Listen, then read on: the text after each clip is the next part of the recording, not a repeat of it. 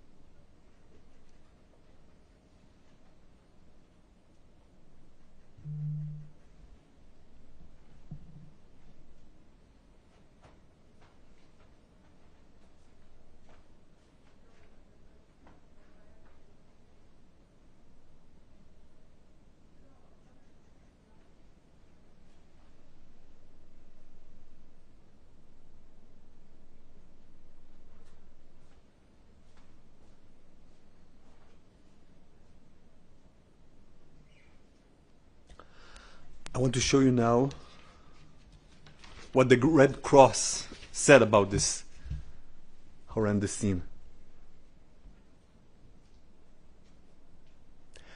The Red Cross condemned it, condemned what they called the fake recovery, and the Red Cross said they attended the place at the request of Hamas in good faith. Of course, they continued saying this is unacceptable that a fake recovery was staged when so much depends on this agreement being upheld and when so many families are still anxiously awaiting news of their loved ones. This is the Red Cross. This is not the Ministry of Foreign Affairs of Israel. The video that we've just seen is appalling in so many levels. First, it shows the sick mind, and there is no other way to describe it. The sick mind of Hamas terrorists. Throwing bodies out of windows and using them for their manipulations. Think what these scenes, these manipulations, these atrocities, what it does to the families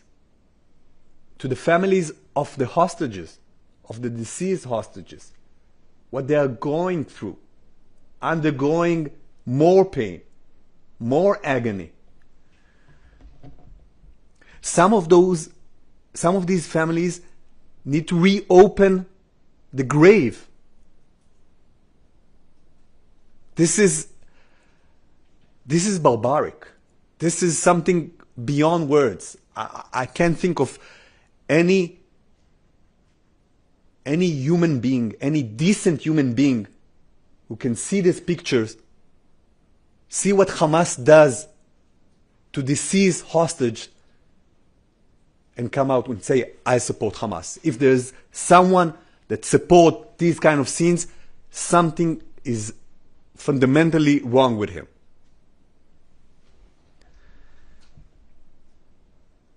But this video proves more. It proves that Hamas constantly lies. You have it on camera. Hamas comes with this excuse that they don't know where the deceased hostage are, and you have it on camera, and we know it, and we said it, that they do know. They do know.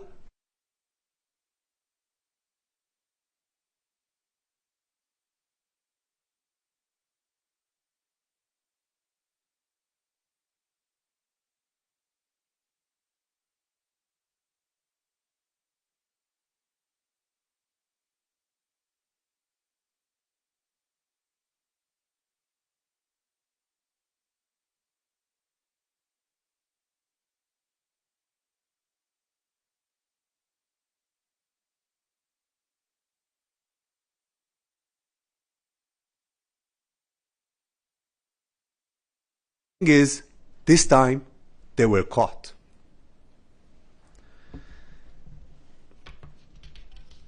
And the other thing that this video proves, and again, this is a point Israel is saying time and again, that Hamas violates time and again, constantly, the ceasefire agreement.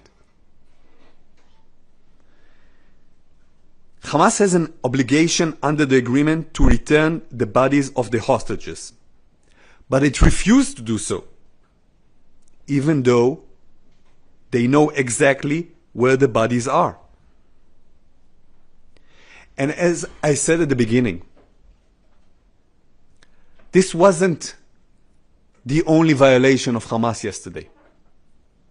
Hamas opened fire against our soldiers. They killed one of our soldiers.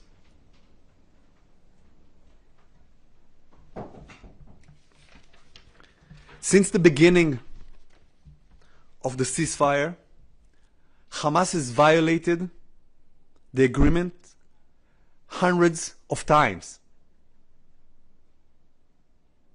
Yesterday was just another example of these violations.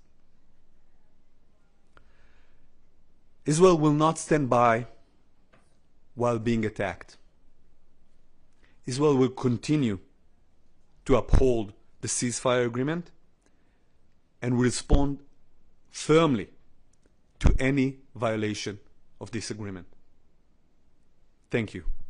I will now take questions. Yes, please. You want to read? I think I don't need the microphone. I'm embarrassed enough. How Israel sure that Hamas violated this ceasefire and soldier was not killed by rebel gangs in Gaza? That's one. And does the ceasefire agreement allow for such a heavy-handed response? This goes far beyond responding to the limited threat. Please, no comment. Thank you. We know for a fact that Hamas is violating the agreement. We know for a fact that Hamas is opening fire on our soldiers, not for the first time. I remind you, they already did so. And we know for a fact that Hamas is violating the agreement also in terms of the body returns. So yes, the answer is very clear. Hamas is responsible for the fire. Hamas is responsible for the violation. And in terms of the response, we said very clearly, we will respond to any violation. We will respond to those violations firmly, and this is what we did. And as of 10 a.m. today, Israel said that Israel will continue to uphold the ceasefire. I want to be very clear. Israel is committed to the ceasefire. Israel is committed to the Trump plan. The only problem is that Hamas is not committed. The only problem is that Hamas is violating the ceasefire, shooting at us, doing those terrible, barbaric, sadistic maneuvers with bodies of the hostages. And Hamas is doing so because it does not want to see the Trump plan advance.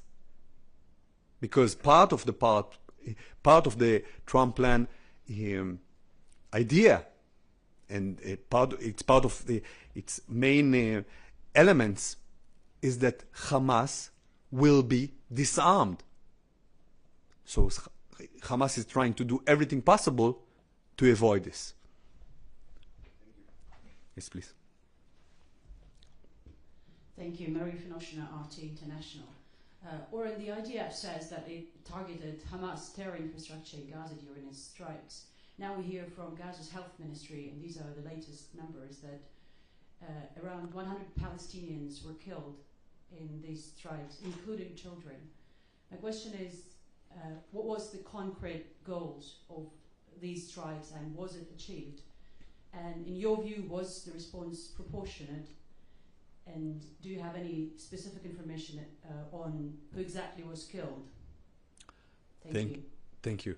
I think your question might be more accurate if you would start it. Now we hear from Hamas health authorities, because Gaza health authorities are Hamas health authorities, and those are notorious for their lies.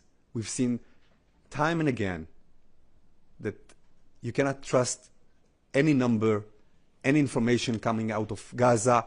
You see that supposedly decent, neutral information that has to do with the return of bodies of hostages was manipulated. So we know for a fact that they are manipulating everything possible, and sometimes they are also being caught for that. Secondly, the IDF operates and direct its fire aims only at terrorists. When it comes to the urban situation in Gaza, what is often the case is a syndrome that we all know all too well, which is called human shields. Hamas is using the population, exploiting the civilian population, and locating itself within civilian facilities. So this is part of the situation in Gaza. And Hamas is torturing the civilian population in Gaza not only by its location. They are doing so also directly. And I'm referring to executions that are being held in daylight in the streets of Gaza. Hamas terrorists are shooting people in the head, and no one says anything. And it's okay. So this is attests to the nature of Hamas and the way they conduct themselves, not only towards Israelis, but to civilians in Gaza itself. Thank you. Was the goal achieved? Sorry? Was the goal achieved? I can check with the IDF about the what they call BDA, the bomb damage assessment, and we can get back to you about the details of this. Yes, please. Joe Floater from the BBC. How much coordination was there with the United States before these strikes were launched, and were they happy with the assessment of the collateral damage, given that a lot of people died? Right. So I can refer to the coordination a bit of your questions regarding the happiness. I think it's best to ask the Americans themselves how they feel. But yes, there was coordination. There was the Americans were informed about this activity, about this operation, and again, I would refer you to the Prime Minister's office regarding the exact sequence of the events, but I can tell you surely that they were informed.